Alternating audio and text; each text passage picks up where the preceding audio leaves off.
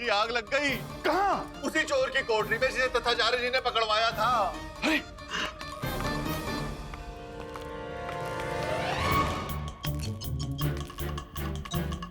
ये पंडित कहाँ है?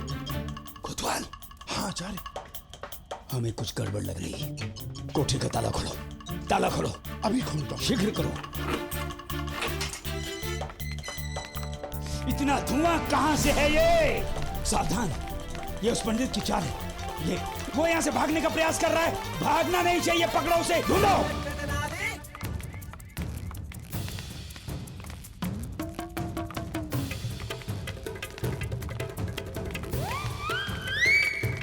किधर गया?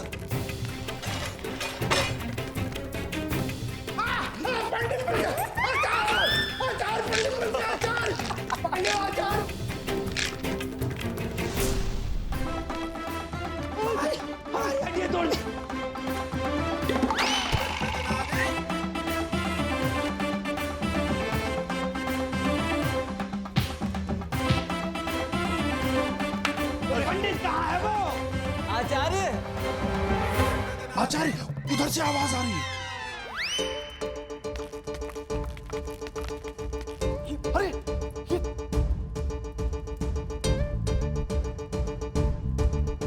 ए पंडित, ताला खोल। अच्छा देख बोलूंगा। तू भागना मत, मैं निकल गया। निकलना मत। चिट्ठी पत्री लिखते रहना आचार्य। अरे रुक, अरे वो निकल गया। अरे दरवाजा तो खोल के जा।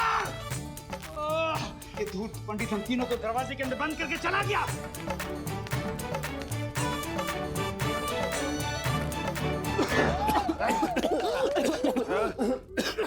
गुरुजी।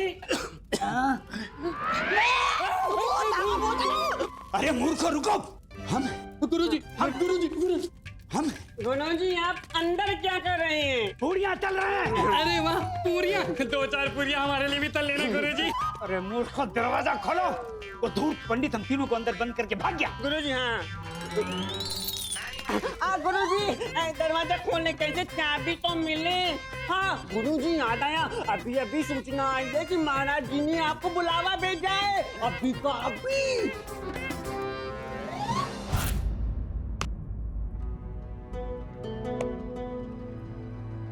पहली बार इंसान पहचानने में विफल हुई हमसे तिमारा सूची।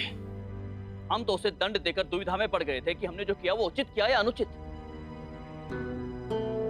हर कोई उसे अपराधी मान रहा था, बस हमारा मन उसे दोषी मानने को तैयार ही नहीं था। हम तो उसे और एक अवसर देना चाहते थे ताकि वो अपनी निर्दोषिता प्रमाणित कर सके, किंतु कारागृह से भागकर उसने स्वयं प्रमाणित कर दिया कि वो एक अपराधी ही है। अपना अपना दृष्टिकोण है महाराज। क्या कहना चाह रहे हैं आप? महाराज, प्रतिभा का होना और प्रतिभा का सही जगह होना दोनों अलग बातें हैं। मूल्य अवसर का नहीं बल्कि उसके फायदे उठाने वाले का होता है, और ये हम नहीं, शास्त्र कहते हैं। हम समझ रहे हैं आप क्या कहने की चेष्टा कर रहे हैं, किंतु हमारी काल कोठरी से भागने का दुस्साहस किया है उसने। उसे दंड तो मिलकर।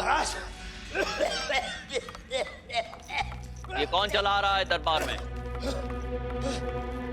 महाराज, महाराज, महाराज आपने पहचाना नहीं? हम आपके प्रिय तथाचार्य महाराज। और मैं आपका नगर कोतवाल महाराज। ये देखिए, देखिए महाराज, कैसी दुर्गति करके गया है वो पापी हमारी। ये हमारे अपमान की अति हो गई महाराज। दुस्साहस देखिए, राज दरबार के राजपुरोहित का मुंह काला कर गया। कोयले को काला टीका लगा दिया और क्या? सही कहा धनी, एकदम कोयला लगा। हिम्मत देखिए महाराज उसकी, हिम्मत देखिए।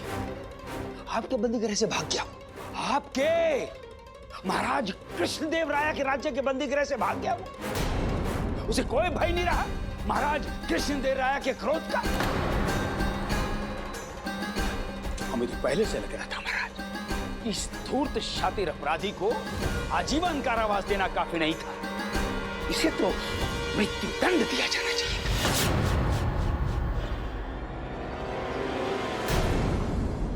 क्षमा कीजिएगा राजपुरोहित जी, परंतु आप कारागृह में क्या कर रहे थे?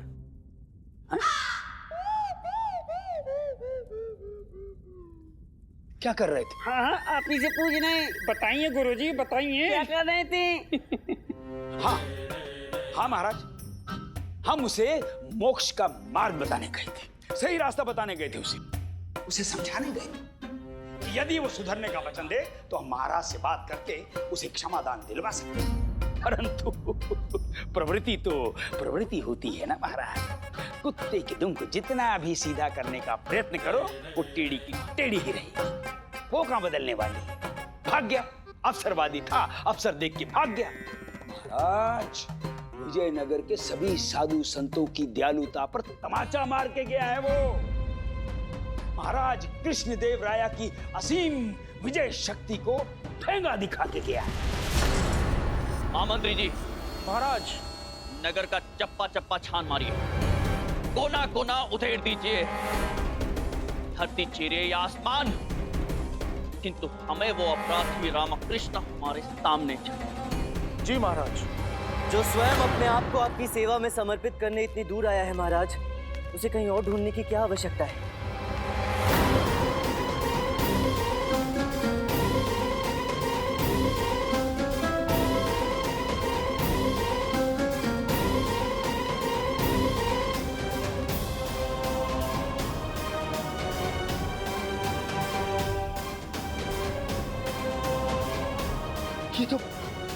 ये तो अटक गई थी फुटने की। सही कहा था, नहीं एकदम अटक गई। ये तो बड़ा काष्ठा हो गई इसके दुस्साहस की महाराज। देखिए इस महानिर्लज्ज, महापापी, महाचोर का साहस इतना बड़ा अपराध करने के बाद यहाँ खड़ा है आपके सामने, महाराज कृष्णदेव राया के सामने। तत्काल इसे बंदी बनाया जाए महाराज, और बिना एक क्षण गवाए इसे मृत्यु दंड दिया जाए, फांसी पर लटकाया जाए। मैं तो स्वयं महाराज के चरणों में अपने प्राण का अर्पण करने आया हूँ महाराज।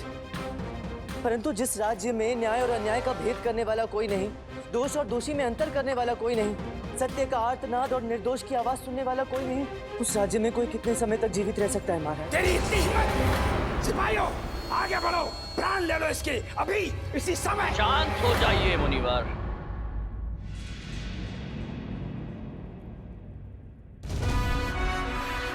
तो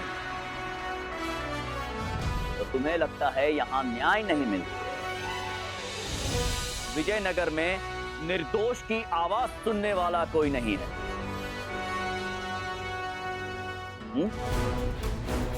न्याय अन्याय के बीच में फर्क नहीं होता है यहां पर हमारे राज्य में।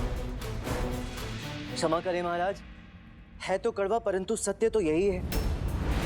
यदि ऐसा ना होता तो मुझे मेरी सफाई में एक शब्द कहे बिना यूं आजीवन कारावास का दंड ना सुनाई दिया गया होता। बिना सत्य जाने मुझे यूं... सत्य क्या है तुम्हारा? क्या सत्य है तुम्हारा? हा? सत्य ये है महाराज कि मैं कोई चोर नहीं हूँ, और ना ही मेरा नाम मल्लू देवा है। मैं तो तेनाली गांव से आया आपकी प्रजा में से ही एक ऐसा नागरिक हूँ जो अपने अन्नदाता महाराज की सिर्फ एक झलक पाने के लिए इतनी दूर चला है, लेकिन उसे तो आपके सामने यूं अपराधी बनाकर खड़ा कर दिया गया है महाराज। तुम ये कहना चाहते हो कि तुम निर्दोष हो? जी महाराज, मैं निर्दोष हूँ और मैंने कोई अपराध नहीं किया है।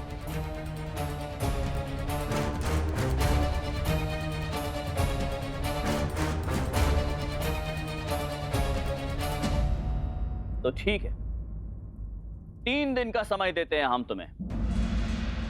3 दिन के भीतर भीतर असली अपराधी को पकड़कर हमारे सामने प्रस्तुत करो और यह प्रमाणित करो कि तुम निर्दोष हो। यदि ऐसा नहीं हुआ तो आज से चौथे दिन पांव फटते ही इस महल के सामने सरेआम तुम्हें फांसी पर लटका दिया जाएगा। चौथे दिन।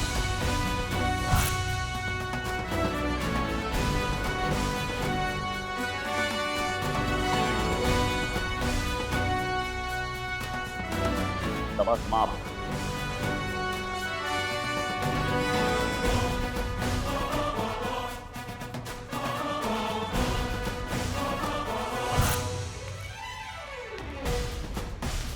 तीन दिन के भीतर भीतर असली अपराधी को पकड़कर हमारे सामने प्रस्तुत करो और यह प्रमाणित करो कि तुम निर्दोष हो।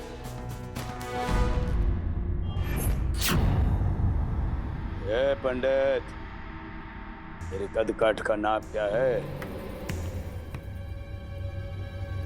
मैं कुछ समझा नहीं आचार्य।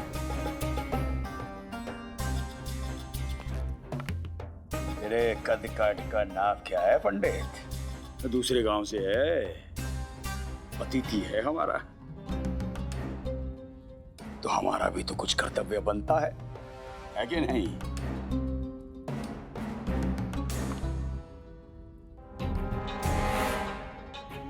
तीन दिन बाद फांसी पर लटक जाएगा तू, तड़प तड़प कर मरेगा। तो तेरा क्रियाक्रम कौन करेगा? हमें तो करना होगा। हाँ? इसीलिए पहले से तेरे कट काट का नाप ले रहे हैं, तेरी अर्थी कफन के प्रबंध के लिए। आशावादी होना अच्छा है आचार्य। प्रबल आशावादी होना भी कोई बुरा नहीं, परंतु आशा और कल्पना के बीच का अंतर भूल जाना ये पागलपन है। जी सलाह मानिए, किसी अच्छे चिकित्सक को दिखाइए, अच्छा रहेगा आपके लिए। क्या उखाड़ लेगा तू? यूं यूं बीत जाएंगे 3 दिन। यदि संकल्प सही और दृढ़ हो आचार्य, तो एक क्षण भी बहुत होता है। फिर ये तो 3 दिन है। प्रतीक्षा कीजिए, अभी और भी झटके खाने बाकी हैं आपको। वो क्या है ना, बड़ा ही जिद्दी है ये पंडित रामकृष्ण। एक बार चिपक गया तो इतनी आसानी से पीछा थोड़ी ना छोड़ेगा। अब तो आपके प्राण छूटे तो छूटे, इस पंडित रामकृष्ण से आपका पीछा नहीं छूटने वाला आचार्य।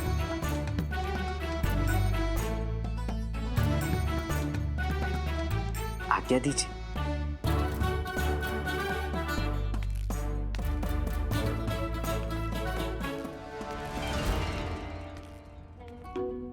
और देवता तेरे बुढ़े अपनी नहीं तो कम से कम धनी मनी की इज्जत का तो ख्याल रखा कर। अरे करवाई दिया ना हर बार की तरह इज्जत की मट्टी पड़ी। मिट्टी में मिला देंगे इस दोस्त को गुरुजी 3 दिन में। देख लेना आप, फांसी पर चढ़ के रहेगा सांप।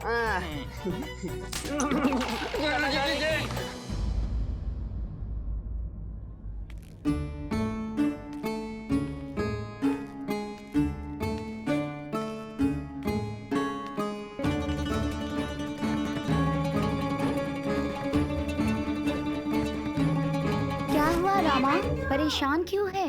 कुछ नहीं मित्र, जोश जोश में तथाचार्य को चुनौती तो दे आया, परंतु अब सोच रहा हूँ कि इतने कम समय में ये होगा कैसे। केवल 3 दिनों में मैं मल्लू देवा को कैसे पकड़ूंगा? उसका जब जो होना होगा होगा रामा। अभी इनका क्या करना है? किनका? इनका, वो जो सामने दुखी और परेशान बैठे हैं, तेरा परिवार रामा।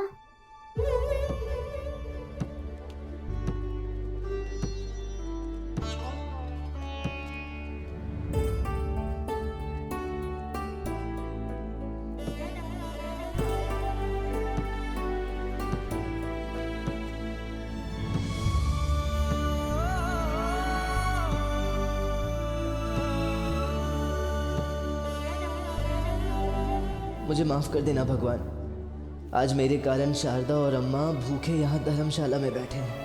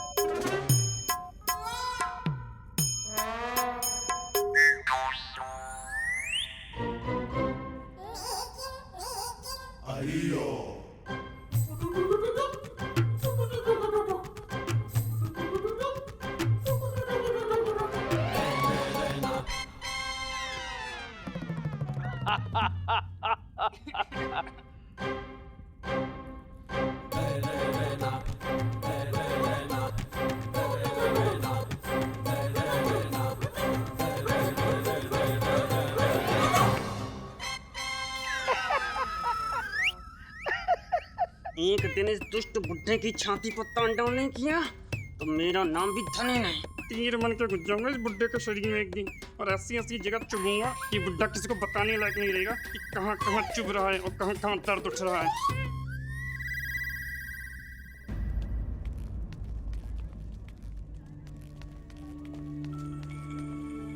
अम्मा,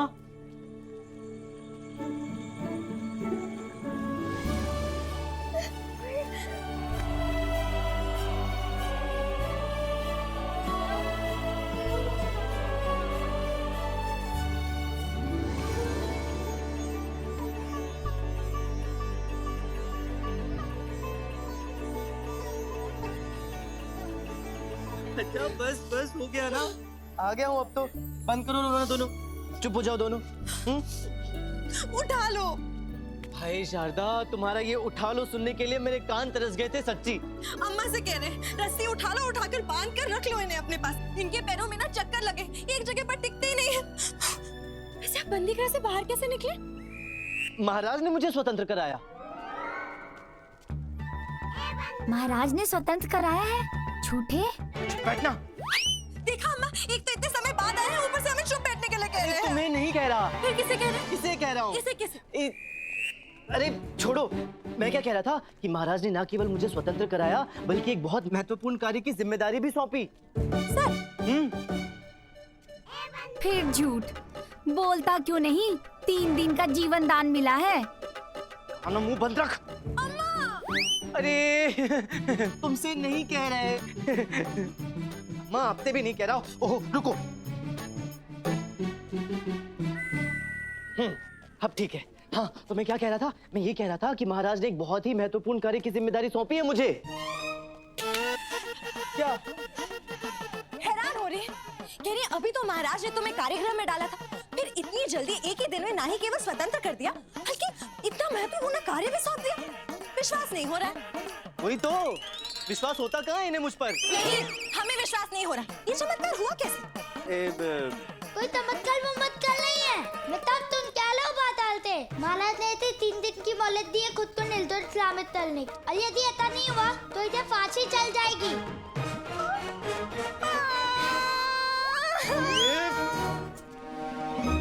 अरे लुको लुको, अभी और भी है, पहले ये सुन लो। फिलहाल आराम से एक साथ लो ना। पता है महाराज ने इसे धन क्यों दिया था? बंदी गृह से भाग गया था ये निर्लज, और महाराज के सामने नित्य प्रदर्शन करने लगा ये। क्या करने लगा? नित्य प्रदर्शन।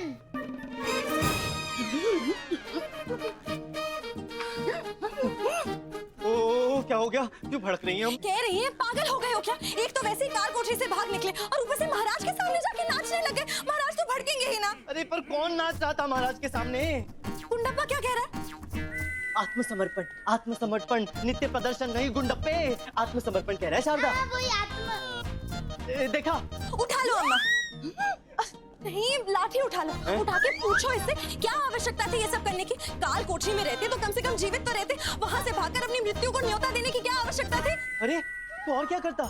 जीवन भर सड़ता रहता उस काल कोठरी में। कुछ नहीं करने से तो बेहतर है मनुष्य कुछ करे।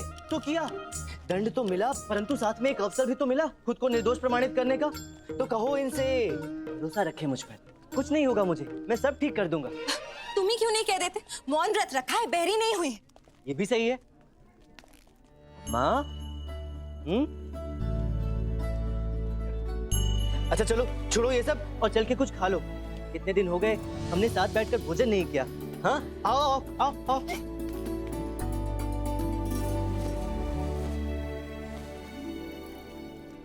मान गए गुरुजी, मान गए। पहले तो केवल आजीवन कारावास मिला था उस दुष्ट पंडित को, मगर अब सीधा मृत्यु दंड। मान गए गुरुजी, मान गए।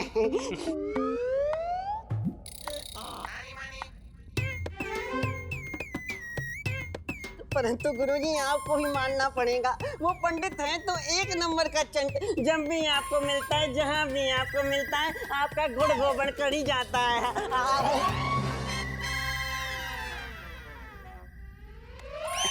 अरे कहाँ का चंट और कैसा चंट? चंटों के चंट तो यहाँ बैठे हैं हमारे सामने।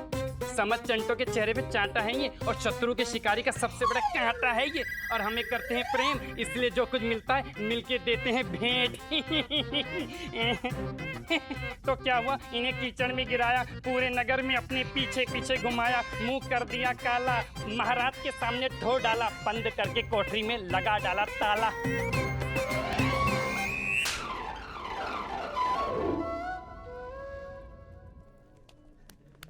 रामा, अब हम क्या करेंगे? पता नहीं शारदा, परंतु एक सीख तो मिली है कि एक राजा का अहंकार उसके न्याय से कहीं अधिक होता है, फिर चाहे वो राजा कितना भी न्यायप्रिय और दयालु क्यों ना हो। सब तो ठीक है, पर 3 दिन में हम चोर को पकड़ेंगे कैसे, वो भी इतने बड़े नगर में?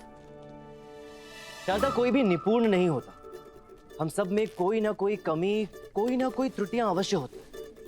उस चोर में भी होगी, उसने भी कहीं ना कहीं कोई ना कोई ऐसा सूत्र, कोई ना कोई संकेत अवश्य छोड़ा होगा जिससे मैं उस तक पहुंच सकूं। बस अब मुझे वो सूत्र, वो संकेत ढूंढने, एक बार वो मेरे हाथ लग जाए, फिर वो चोर कहां बचेगा इस रामा के हाथों। उठा लो। क्या उठा लो? ये डल उठा लो और उठा के कसम खाओ कि अब चाहे जो हो जाए उस चोर को पकड़ कर ही रहेंगे, और उसके बाद सदैव के लिए हमारे साथ रहेंगे, कभी छोड़कर नहीं जाएंगे। मैं वचन देता हूँ, सदैव तुम्हारे साथ रहूंगा, तुम्हें छोड़कर कभी नहीं जाऊंगा।